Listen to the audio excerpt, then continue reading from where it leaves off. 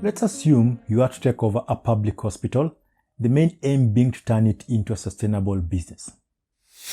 How will you categorize and manage the stakeholders? Now, the easiest way to understand stakeholders is to look at them in terms of their interest in the project and the degree of influence they each, have as far as the project is concerned. Basically, their level of power and degree of interest. When we talk about power, we're talking about the ability to influence. Now, there's a PDF which you can download, which will, give you a summary on sources of power. Now, regarding stakeholders' influence, it is important to analyze the degree of influence each stakeholder has in a given project. Now, look at this example. Employees. What is their influence? They can add value if committed, skilled, and motivated. But there could also be scarcity of certain types of employees, which means if there is scarcity, then employees may actually use that as an advantage to leverage for more salary or something, okay? So that is the thing you have to understand, what is their influence. And number two, customers. They are the only revenue source for many organizations. So it is essential that organizations meet their needs. And also the customers may provide feedback, which may actually force the organization to change the way it's doing things. So you see, there is an influence that customers could have. 3, shareholders.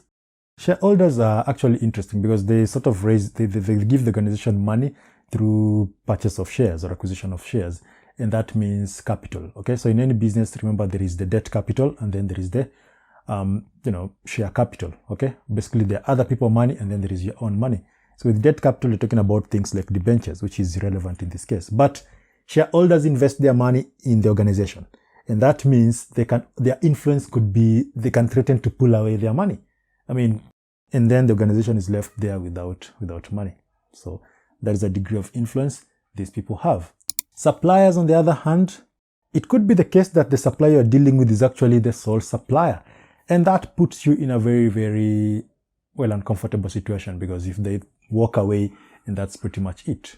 The government can also influence the organization, although their influence will vary depending on the type of the organization. For instance, with energy providers, government may be interested in fair pricing. With an alcoholic drink manufacturer, then the government could look at it in terms of whether or not the company is actually promoting or not promoting irresponsible drinking. Now, with the local community, those are other stakeholders, the local community. They can complain, causing the organization to change its work practice. They can protest. Okay, they can elicit support from local and social media, causing the organization to invest more than they might want to. Okay, so that is the power that the local community have. So all those are examples of influence that stakeholders could have on your project. What about interests? We know what some stakeholders may choose to do with their power, but the choice to influence depends on what they want or are interested in. So if you look at the example, the former stakeholders we talked about, number one, employees. Employees, their interest is to continue employment, gain some status, good working environment, fair pay. What about the customers? So the interest of the customers will depend on the organization chosen.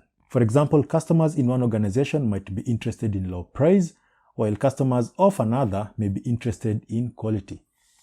Shareholders are actually interested in return on investment and, good corporate governance, which depends on the kind of organization they've invested in.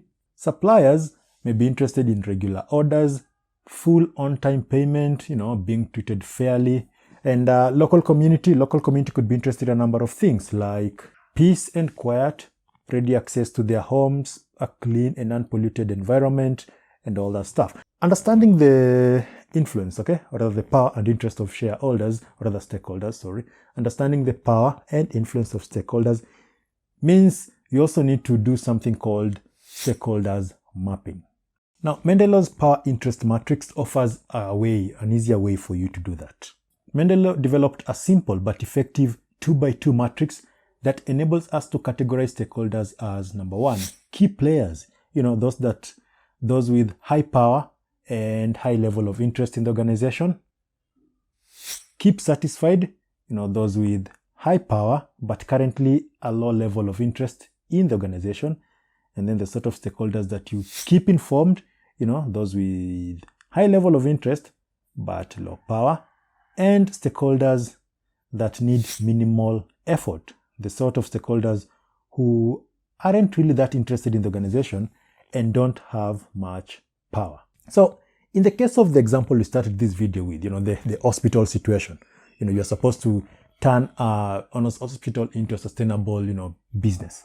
So in that case, the stakeholders, the key players, the key players are the government, patient, in this case consumer, patient's family and friends, who are still customers, local state-run elderly care homes, consultants, like senior doctors, suppliers of specialist medical equipment, and all that. So those are the key players. But what about stakeholders that you need to keep satisfied? So these will include healthcare assistants and nursing staff, while the stakeholders that you need to keep informed could be the volunteer groups. On the other hand, those that require minimal effort are the local community. Well, that is theory, right? So practically, here's how all those stakeholders, the four of them, those four groups, the quadrant, here's how they practically affect the situation. The government provide the funding for the hospital, but are considering encouraging private sector healthcare providers to enter the market. The hospital discharges a lot of its elderly patients to the local state-run elderly care homes. Those who are well enough to leave the hospital, but not well enough to go home if they live on their own. If there aren't spaces in the care home to take these patients when they are ready to be discharged by the hospital, it can mean that the hospital isn't able to accept new patients who need treatment. Now, there's always going to be a shortage of qualified consultants or senior doctors, but no real shortage of nursing and staff and healthcare assistants. And that is the reason why they are not key players, right? If there is a small shortage of healthcare assistants or nurses, the current staff are often happy to work extra shift if they are paid, which is the reason why you need to keep them satisfied. Volunteer groups run some of the hospital services. These are services that the hospital see as being nice to have, but not essential. For instance, greeting people who come to the hospital. Local residents generally show little interest in the hospital, and the only time they sort of care about what is happening in the hospital is if the hospital activities are affecting their, the environment or their estate. For instance, there are no places for them to park their cars. So the point is, when it comes to stakeholders, it might be as simple as that, or it might be as complicated as that. But at the end of the day, you just need to manage them in terms of their power and their level of interest in the project. If there is any question, do let me know, and I'll see you in the next video.